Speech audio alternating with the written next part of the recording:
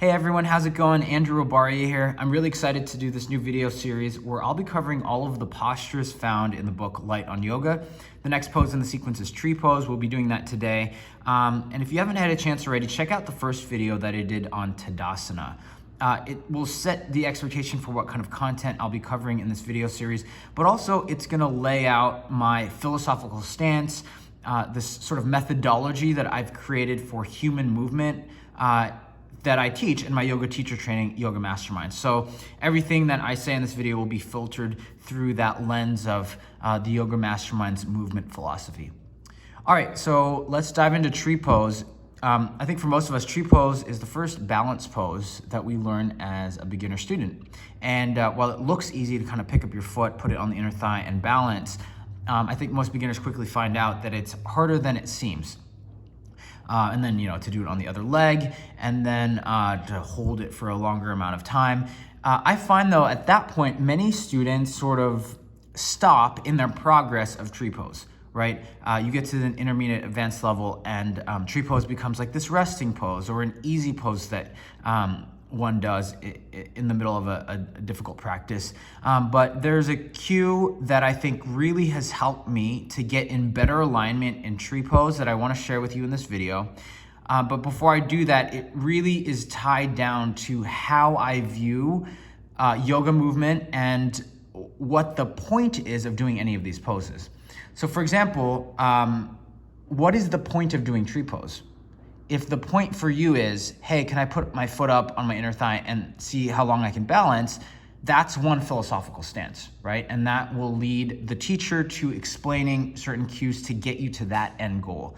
My end goal with tree pose and with all of the other poses that I'm going to be talking about in this video series is to move away from center. So we start with Tadasana, we're moving away from center. And as we expand into these various shapes, we're still trying to maintain the feeling sense of Tadasana. And if certain body parts are actually still in Tadasana, we actually want to mitigate any of these unwanted movements away from Tadasana. So let's check this, these two yogis out here, and I think it'll become more clear what I mean by this methodology, the stance on physical movement that a trainer needs to be grounded in before they start instructing others. So we see here two pictures of people doing tree pose. While it might seem like it's like basically the same picture, I want to draw your attention to where the hips are in space and where the ankle is. All right, so I'm just gonna sort of draw some notes here. So we see with this first yogi, the hip point, for the most part, is closely stacked to the top of the ankle, right? It's moved out, the hip is moved out to the side a little bit, but it's basically stacked, close to stacked right vertically on top of each other. Now we see in the second picture though, that this hip point compared to the ankle is way out to the side, right? I'm gonna erase the marks so you can see this more clearly, but notice how in the bottom picture, it's like sort of like this leaning tower of Pisa kind of feel, right? Where the top picture is more like a rocket blasting off straight perpendicular to the ground. Okay, so I'm gonna give you guys a cue that will help you to align your body more in this fashion. And then we'll talk about why it's important to do this version of tree versus this. All right, so let's get it into our bodies first. We'll feel it, and then we can intellectualize later. All right, so with all these videos, I'm at some point probably gonna ask you to get up and do the work, right? Because it's not enough just to like listen to me talk about this. Yeah, that's one level of engagement, but the true deepest engagement and authentic understanding of this information is when you embody it, when you feel it. So let's go ahead and stand up, and I want you to come into tree pose on your right foot. So sorry, right foot is down, left foot comes up. And you might already feel here, wow, my hip does do that leaning tower thing where the right hip is like jutting out to the side. Again, there's nothing wrong with that, but to get to this more Tadasana-like stance in the standing leg, I'm gonna invite you to do this. I'm gonna invite you to pay attention to the standing foot, the four corners of that foot. We have about 10 more breaths here. I want you to notice the four corners of the foot, and that probably the corner that's not contributing them enough is the outer heel. So the outer heel of the right foot, I want you to ground that point down, but also feel like you're drilling into the ground. So there's like a downwards movement as you spiral in a clockwise direction. Now, as you do that, your big toe is going to want to lift up. So press with the ball of the foot and the mount of the big toe to counter that. And you'll notice that that energy that you've created within that limb is helping you to keep the right hip in. Okay, so just take one more breath here. See if you can ground down through the outer heel, press with the mount of the big toe, hug the hip in, and lift up taller. You can go ahead and release it. You can go ahead on your own, try it on the other side. That's a cue, you guys, that I think goes often unsaid. And for whatever reason, no one really says that. But I think that is really what teachers mean when they say ground down through the four corners of your foot. I find that phrase to be pedagogically ineffective. Simply saying press to the four corners of your foot does not get a student to awaken to the fact that the four corners are unevenly pressing.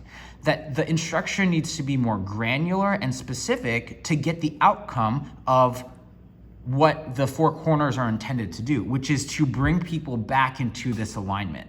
All right, so hopefully you've had some time to try it on both sides. And then, we're just gonna end this video with the Yoga Masterminds philosophy on human movement, why it's important to do this version of tree versus that version of tree. And then, as always, feel free to comment in the section below. If you still have questions, I love engaging with students and just having robust discussion about these principles after having done the work in your bodies. All right, so when I said earlier that in a teacher training program, or frankly, when you walk into any classroom, the teacher needs to have some sort of philosophical stance on human movement. Meaning, what is the point of doing any of these poses? When a teacher gets you in a pose and they're telling you to do, 5 or 10 cues, things to do in the pose, you have to ask yourself, why is that? What is the logic behind that teacher's set of recommendations? What are they trying to do? Is it just a random set of things to do? What is it? What is that set of instruction tethered to? What is it tied down to? There must be some sort of root of like a belief system by which you're saying, hey, I believe this about the human body. I believe this about the yoga practice. Hence, I'm giving you instruction that is in alignment with that core belief. I'll explain what the Yoga Masterminds philosophy is. And again, if you haven't watched that video on Tadasana, I go into that in way more detail. But the Yoga Masterminds philosophy is this, that as we do these various shapes, we're essentially moving away from home. We're moving away from center. We're moving away from home base, which is Tadasana. Tadasana is like the anatomically neutral stance that we take. And anytime we veer away from that in tree pose or in any of these other poses, we have to be cognizant that we're losing the feel of Tadasana as we do these various shapes. What is the feel of Tadasana? It's this feeling of equal parts groundedness and liftedness, equal parts expansion and contraction, equal parts flexibility and strength. And so if you actually look at this top picture, you'll see that this is basically Tadasana. The only thing that's different is this other leg, right? So in this very simple leg lift of moving the leg up, you're essentially, if you're mindlessly doing that, you're essentially gonna get this shape, right? Where the hip cocks out to the side, and it's sort of this moment of unawareness, an unintended side effect. And again, there's nothing wrong with that, but the Yoga Masterminds philosophy, go ahead and undo some of those marks, teaches us that as we move from shape to shape, we still wanna maintain the elements of Tadasana as we do these creative expressions. Interestingly enough, in tree pose, the majority of the body is in Tadasana. So we owe it to ourselves to keep that feeling of Tadasana. This hip moving out to the side is an indication that there was some sort of mindlessness, some sort of unawareness that pulled us away from Tadasana when it doesn't need to do that, right? This example here is sort of the path of least resistance. And what we're trying to do in our yoga practice, the philosophical sense that I'm taking, that this methodology I've embedded into Yoga Masterminds, is that as we do these various shapes, we're trying to find elements of Tadasana. Hence, all the instructions that I give are with the purpose of pulling us back to either looking like Tadasana, but for 99% of the postures, they're not gonna look like Tadasana. We wanna have the feeling sense of Tadasana. And that's why that cue of pressing through the outer heel and then pressing through the mound of the big toe and using that as a action counter action is crucial to get us to move to Tadasana, because I want to be consistent with my belief system. I want to be consistent with my cues. I want to make it a logical connection between what I'm telling you in this shape or any of these other shapes, alongside my deep core belief about why we're even moving the body in the first place. So I hope that this explanation makes sense. As you explore different teachers and you go to different classes, just start questioning, what is this teacher's underlying philosophical stance on human movement?